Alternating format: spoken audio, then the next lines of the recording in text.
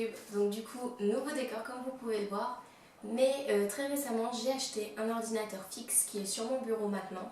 Et du coup, je n'ai plus de place sur mon bureau et je me voyais mal tourner avec l'écran de l'ordinateur juste derrière moi. Donc je préférais carrément changer de décor, même si là je suis dans mon salon, le PC de mon copain est juste là, et qu'il est susceptible de m'embêter pour certains tournages. Donc du coup, là n'est pas le sujet de la vidéo, mais je venais pour vous parler parce que cette semaine sur Instagram, j'ai réalisé un sondage où je vous demandais si ça vous intéressait que je vous propose un nouveau challenge. Vous avez été la majorité à me répondre oui, donc du coup, je viens pour vous parler de ce fameux challenge. Du coup, je n'ai jamais vu passer ce challenge ni sur Instagram ni sur la blogosphère, donc je ne pense pas l'avoir copié sur quelqu'un. Si vraiment je l'ai pris sur quelqu'un, c'est complètement involontaire de ma part parce que moi je n'y ai jamais participé à ce genre de challenge et je ne l'ai vraiment jamais vu. Donc ça faisait plusieurs mois que je voulais organiser un challenge, mais du coup je ne trouvais pas du tout d'idée. Et c'est au Salon du Livre de la Presse Jeunesse, accompagnée de Mélanie et d'Élise, que j'ai eu l'idée de faire le Color Challenge.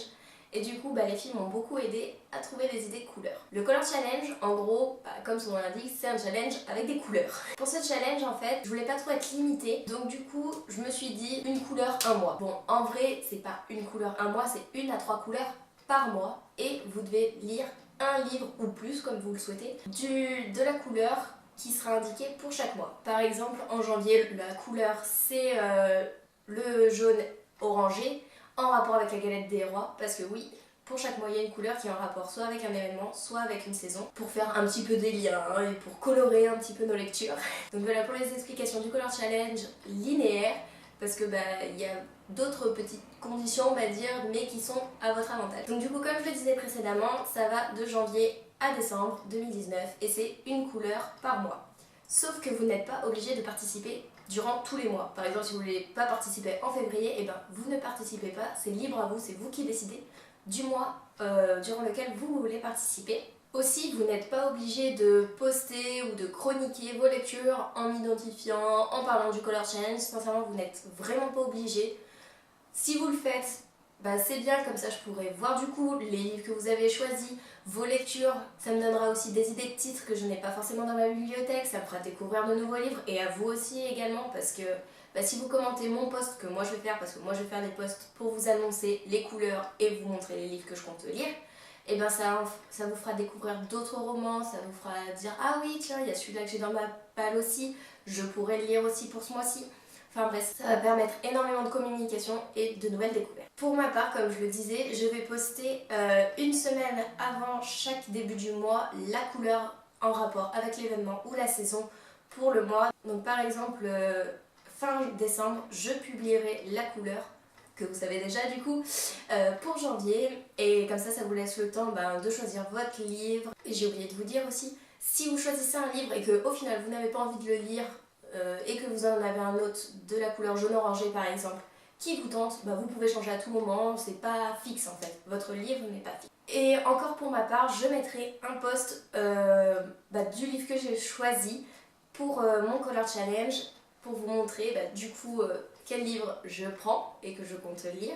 Pour finir, du coup j'ai eu l'idée de ce challenge grâce à Montreuil, comme je l'ai dit au début, parce qu'il y avait énormément de couleurs.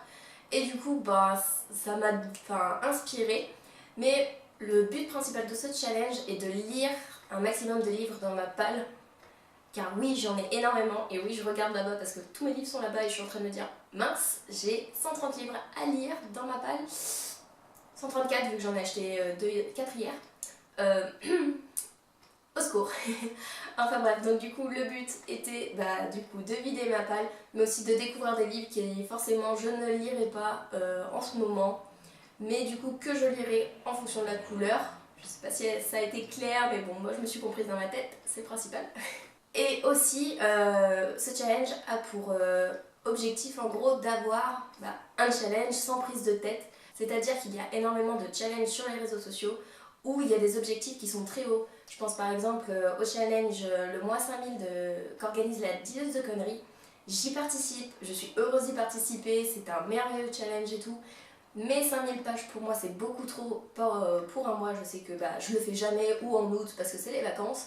Mais voilà, et du coup je le fais parce que j'ai envie de le faire, que ça me motive, mais je sais aussi que du coup je vais être déçue parce que je ne lirai pas 5000 pages et je n'aurai pas atteint mon objectif. Donc je suis déçue. Tandis qu'avec ce challenge là que je vous propose, vous n'avez pas à être déçu si vous participez pas, c'est pas grave, si vous lisez pas, c'est pas grave. C'est vraiment, vous êtes libre de faire ce que vous voulez, c'est pas d'obligation ni rien, il n'y a pas d'objectif précis à atteindre. Si vous le faites, c'est un plus pour vous, ça vous fait un livre en moins dans votre palle, et puis voilà. Donc du coup, j'espère que j'ai été claire sur la vidéo concernant le challenge, comment je l'organisais, et du coup les règles qui ne sont pas des règles, et aussi les objectifs que moi je pensais quand j'ai créé ce challenge. Donc voilà, j'espère que la vidéo n'aura pas été trop longue, que vous avez tout compris du coup, mais je vous ferai un article sur mon blog récapitulant tout ce que je vous ai dit en vidéo et pour vous expliquer plus en détail, vous dire toutes les couleurs par mois, pour que vous ayez un petit aperçu si vous préférez faire vos pales sur l'année, parce que je sais qu'il y en a qui aiment bien faire leurs pales chaque mois mais sur une année complète.